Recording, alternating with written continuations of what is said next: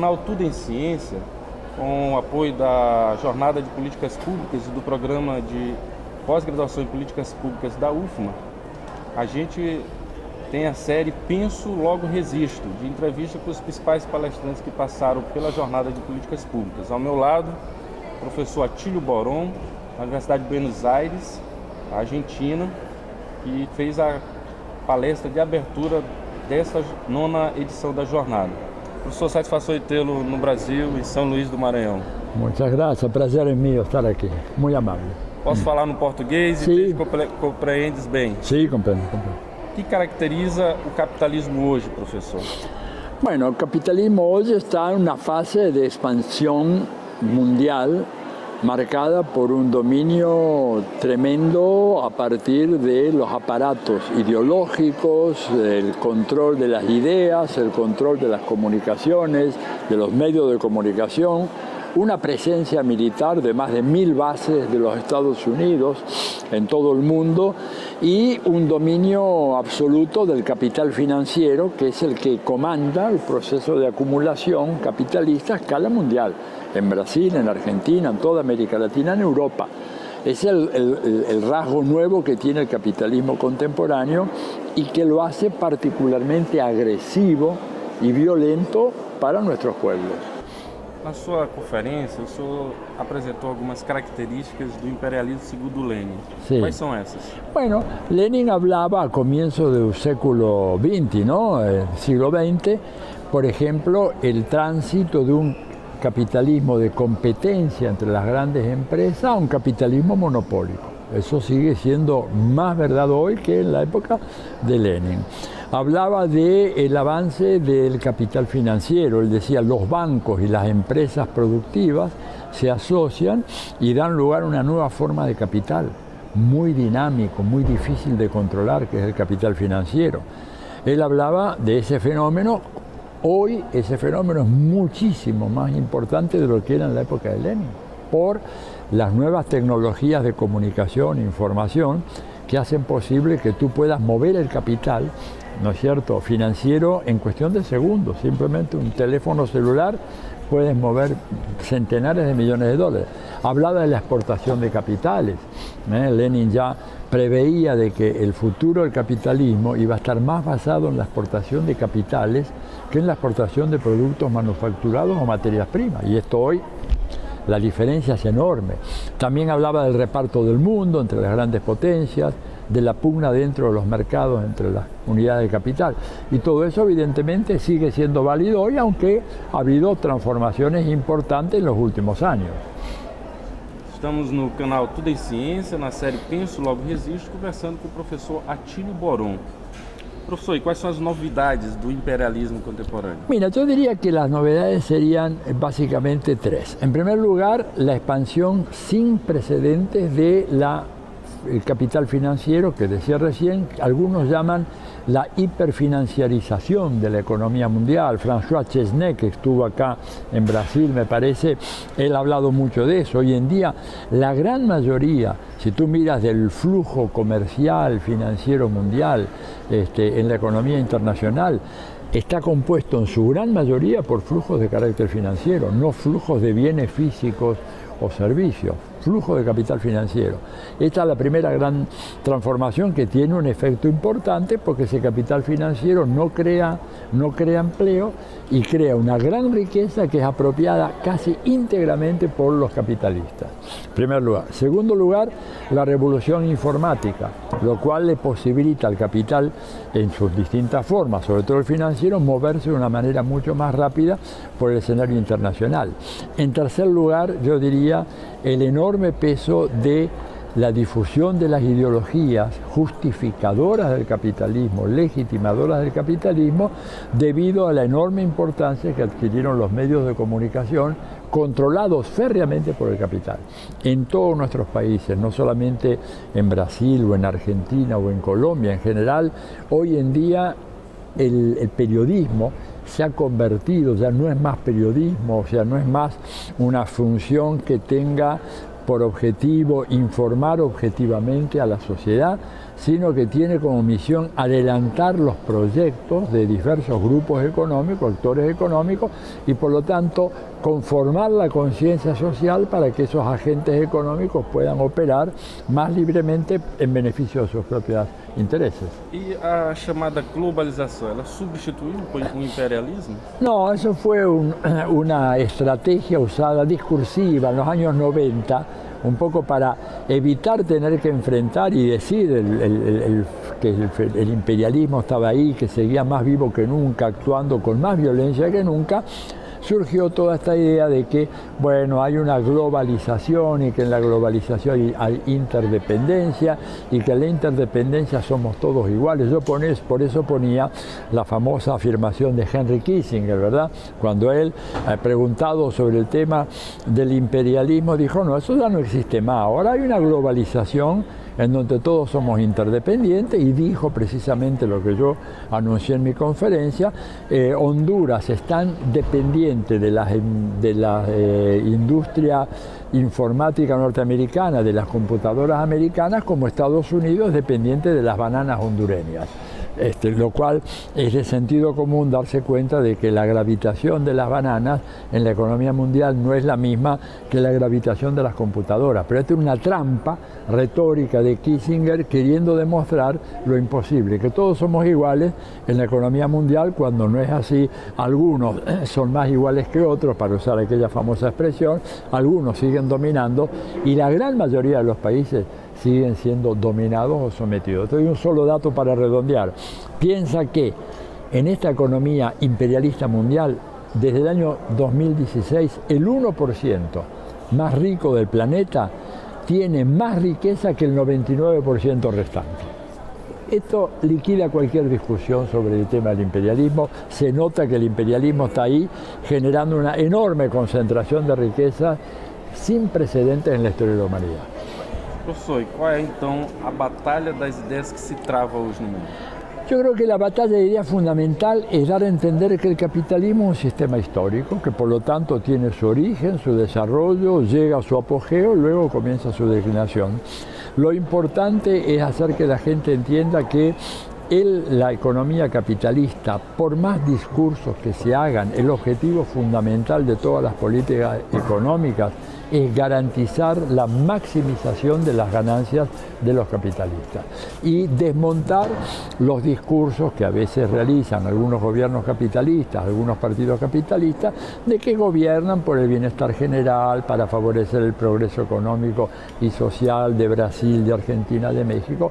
En realidad, los gobiernos capitalistas invariablemente gobiernan en favor de las minorías capitalistas y nunca a favor de todo el pueblo. Esto se ve en Estados Unidos, se ve en Europa. Si no, explícame cómo en Estados Unidos hay 45 o 50 millones de personas pobres de los más pobres, que no tienen ni asistencia médica, ni acceso a la educación, ni nada, muchos de ellos viviendo en las calles. Digo, esto es porque el capitalismo es capitalismo y por lo tanto favorece a los intereses de la clase capitalista, bajo formas democráticas cuando puede, pero cuando la democracia no les sirve, ellos apelan a la dictadura, o en el momento actual apelan a formas anómalas de democracia, a formas pervertidas de democracia, en donde nosotros, por ejemplo, no digo solo en América Latina, en Estados Unidos, en Europa, votamos una vez cada 2 años, pero como dijo George Soros, los mercados votan todos los días. Esos Soros se lo dijo a Lula en octubre del 2002, cuando iba a la primera vuelta electoral acá en Brasil. Y Lula hizo una afirmación, dice: el pueblo brasileño va a votar. Y Soros dijo que vote una vez cada 2 años. Más nosotros, en los mercados, votamos todos los días y somos los que vamos a decir cuál es el rumbo que debe seguir el gobierno. Desgraciadamente, Soros tuvo razón. Professor, para finalizar aqui a sua participação no nosso canal Tudo em Ciência, na série Penso Logo Resisto, Qual é o legado deixado por Rosa Luxemburgo, que é a temática resgatada na jornada? Es un gran legado Rosa, porque Rosa fue una gran teórica y una gran revolucionaria práctica, no solamente teórica, era una mujer que contribuyó al desarrollo de la teoría del imperialismo y al mismo tiempo una mujer que luchó, organizó las fuerzas sociales en su país de adopción, que era Alemania, y fue la que recuperó ella una frase perdida en un discurso de Engels, en un escrito de Engels, cuando Engels decía que las fuerzas sociales no tenemos más remedio que avanzar a los efectos de impedir que el capitalismo instale su barbarie y la desarrolle. Y de esa lectura que ella hizo, muy correcta, de Engels, sacó la fórmula muy contundente, simple pero muy efectiva, diciéndonos que la opción de hoy es socialismo y barbarie. Y como se dijo acá en el seminario, como dijo el profesor Mauro, realmente la barbarie ya está constituida, ya la barbarie del capitalismo está demostrada de una manera absolutamente inapelable en términos de la ecología, de las relaciones sociales, de la irracionalidad del funcionamiento de la economía capitalista. Y contra esa barbarie tenemos una única opción: socializar la economía, avanzar en la socialización, que esto se puede hacer por una vía revolucionaria, como se intentó gran parte del siglo XX, pero también se puede hacer por otro camino, que no necesariamente significa reformismo de ninguna manera, ¿verdad? Porque el reformismo es mantener en lo esencial el sistema.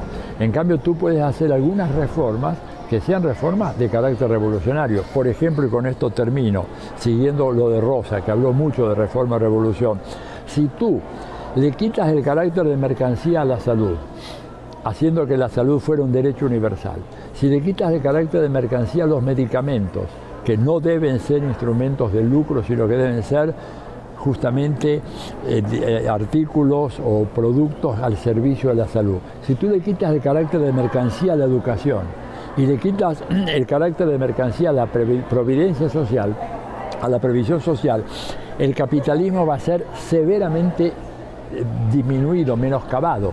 Por lo tanto, es fundamental avanzar en esas áreas para las cuales no necesariamente requiere una revolución.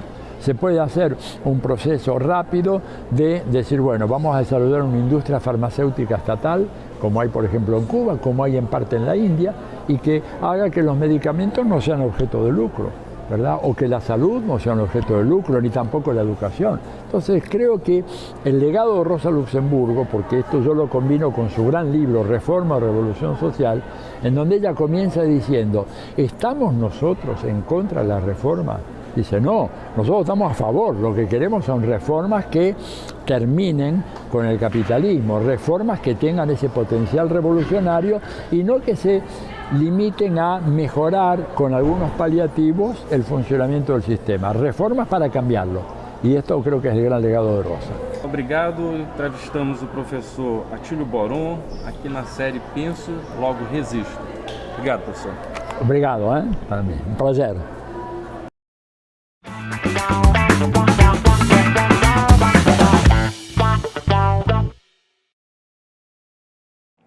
Eu sou Hélio Henrique Neves Araújo, sou graduando no curso de Direito da UFMA e o trabalho é sobre...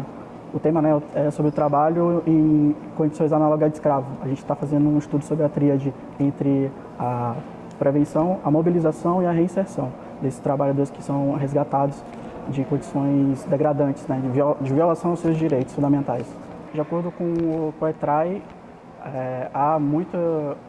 ainda é um trabalho que, infelizmente, é feito predominantemente no interior do Estado e o COETRAI, através do Plano de Erradicação do Trabalho Escravo, tem feito um trabalho ativo, né, na erradicação mesmo desse tipo de violação de direitos humanos. A gente faz um aporte teórico, traz toda uma fundamentação histórica e também a gente faz, além da fundamentação jurídica, para poder reforçar por que é importante a gente ter, em pleno 2019, políticas públicas voltadas para esse tema.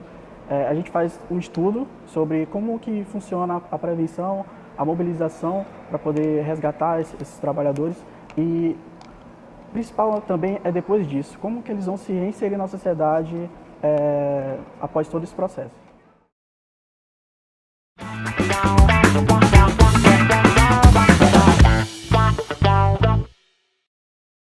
No Tudo em Ciência, na série Penso, Logo Resisto, com o apoio do Programa de Políticas Públicas, na sua 9ª Jornada de Políticas Públicas, e a Agência Tambor, continuamos as entrevistas com os lançamentos de livros durante a jornada.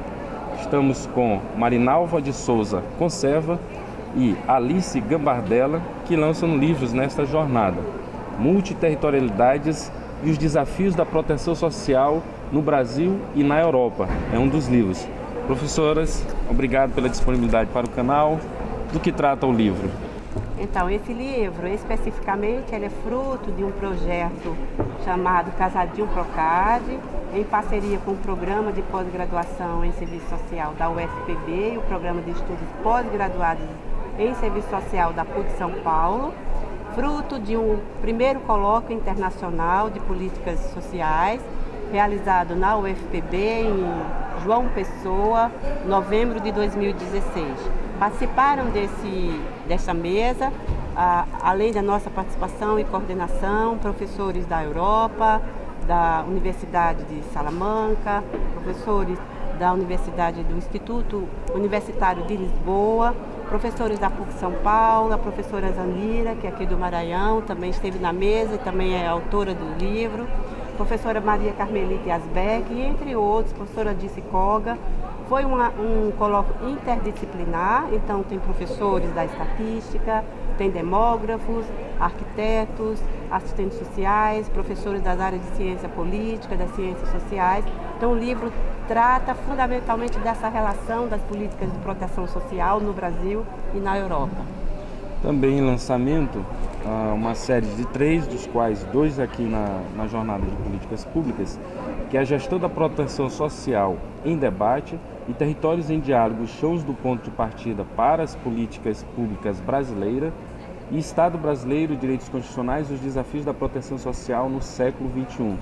Alice Gambardella, como tratado 3 livros, né? Me fale de um deles, pelo menos. Eu vou exemplificar a partir de um, mas esse trata-se de uma coletânea de livros que a gente compôs a partir da produção acadêmica, produção do conhecimento, que veio através de um projeto do Procad Casadinho, junto com a PUC de São Paulo, a Universidade Federal da Paraíba e a UEL de Londrina, Estadual de Londrina. Então é uma série que compartilha a produção de pesquisadores, de estudantes e de docentes e discentes dessas 3 universidades. Ele é assinado, organizado pelos responsáveis coordenadores em cada uma das instituições. Então a gente tem a professora Jolinda Alves de Londrina, organizando também essa série temática, onde a gente pôde apresentar o resultado de pesquisas, que é imenso, por isso essa coletânea. E hoje eu vou trazer para vocês o exemplo dessa unidade, que é uma unidade que fala exatamente do cerne desse projeto do Procad Casadinho, que é olhar o território, o chão de onde se vive, e partir dele para a produção de conhecimentos em várias áreas do conhecimento, desde políticas públicas e todas as áreas onde a gente teve profissionais envolvidos, como a professora Marinalva, que coordenou esse projeto a partir também do Núcleo de Estudos e Pesquisas em Políticas Públicas e Sociais, o NEPES, pôde assumir e disseminar toda essa produção. Então, para a gente isso é uma gratificação e uma honra poder ter tido tantos estudantes e tantas pessoas envolvidas em produções muito interessantes, tendo o território como o chão vivo, o chão onde as famílias vivem, o chão onde a gente se reproduz. No Tudo em Ciência, na série Penso, Logo Resisto, conversamos com Alice Gambardella e Marinalva de Souza Conserva sobre os livros em lançamento na Jornada de Políticas Públicas. Professoras, agradeço a disponibilidade para o Tudo em Ciência. Obrigado. Nós que agradecemos a oportunidade, já é a segunda vez, e a essa oportunidade da entrevista para essa divulgação. Prazer é nosso. Agradecemos.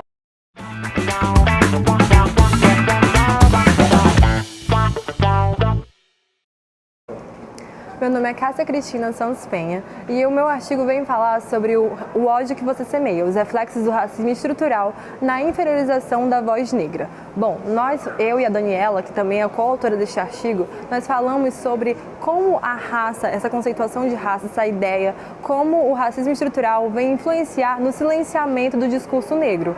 Então, nós fazemos um paralelo com o livro O Ódio que Você Semeia, de Eng Thomas, que vem demonstrar como a vida negra é desvalorizada. Raça, na verdade, é uma construção social que vem revelar uma relação de dominação e de poder, na qual eles colocam os brancos numa posição de superioridade e os negros numa posição de inferioridade. E no filme isso é demonstrado a partir da morte de um jovem negro chamado Khalil, em que ao policial fazer uma abordagem a esse jovem, ele mata-o crendo que ele é um sujeito perigoso. Então, ao negro é atribuída uma marca de sujeito perigoso. E é por isso que é necessário que políticas públicas sejam desenvolvidas a fim de que essa ideia seja desconstruída, a fim de que essa estrutura racista seja quebrada.